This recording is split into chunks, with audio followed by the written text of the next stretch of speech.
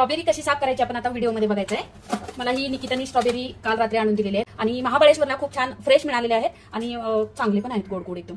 आणि तर हे साफ कसे करायचे, ही स्ट्रॉबेरी खरं म्हणजे ह्याच्यावरती बारीक बारीक असे किटाणू असतात, तर साफ कशी करायची ते आपण आता बघूया।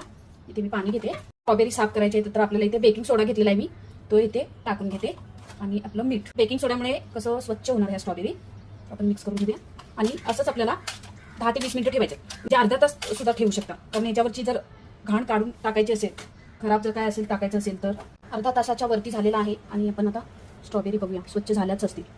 आता स्वच्छ करून घेऊया आधी पहिलं, आपण एका दुसऱ्या पाण्यामध्ये टाकून घेऊया। इथे मी पाणी घेतलेलं आहे, याच्यामध्ये टाकून घेते। थोडंसं असं चोळायची स्ट्रॉबेरी, अशी चोळायची आणि मग हे काढून घ्यायचं।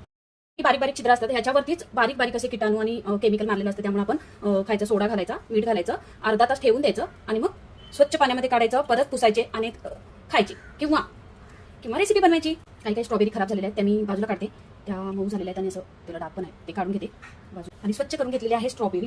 आता ही स्ट्रॉबेरी स्वच्छ करून घेतलेली आहे, अजून एका पाण्यातून काढून घेते। बघा साफ केल्यानंतर पाणी किती खराब आहे बघा। मार्केटमध्ये विकणारा जो माणूस असतो तो बोलतो खाऊन बघा आणि मग आपल्या हातात देतो आणि ती स्ट्रॉबेरी आपण खातो, मग गोटा किलो द्या, पाव किलो द्या। पण स्ट्रॉबेरी मार्केटमध्ये कधीच खायची नाही, त्याच्यावरती बारीक बारीक अशी छिद्रातून ते बारीक किटाणू असतात आणि खराब पण असतात, केमिकल मारलेलं असतं। त्यामुळे स्ट्रॉबेरी न धुता, म्हणजे पाण्याने सुद्धा धुतलेली लगेचच खायची नाही। स्ट्रॉबेरी पाण्यामध्ये धुतली तरी त्याच्यावरचं केमिकल किंवा बारीक बारीक ते किटाणू असतात ते जात नाहीत, तर स्ट्रॉबेरी आपण कधीही अशीच खायची नाही पाण्याने धुवून, मिठाच्या पाण्यात, नाहीतर मग बेकिंग सोडा। आता स्ट्रॉबेरी ह्या सुती कपड्यावरती मी काढून घेणार आहे आणि स्वच्छ त्याच्यातलं पाणी असं पुसून घेते आणि मग आपल्याला पल्प करायचं।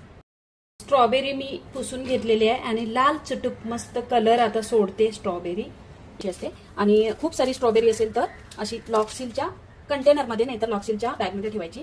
आता मी ह्याच्यामध्ये ठेवेन थोडीशी, कारण बाकीचा मी पल्प करणार आहे आणि रेसिपीला आपण वापरणार आहोत।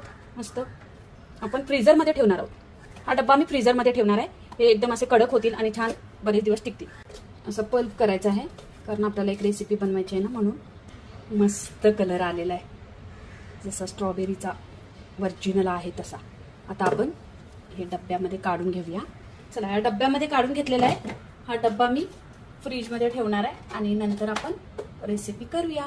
काही कारणास्तव मी स्ट्रॉबेरीचं श्रीखंड बनवत होती आणि स्ट्रॉबेरीचा पल्प केला होता आणि बाकीचं कापून ठेवलं होतं, पण काही कारणास्तव मला बाहेर जावं लागलं, तर मी ह्या डब्यांमध्ये फ्रीझरला ठेवले होते। कापलेले हे स्ट्रॉबेरी आहेत आणि पल्प केलेला तो इथे।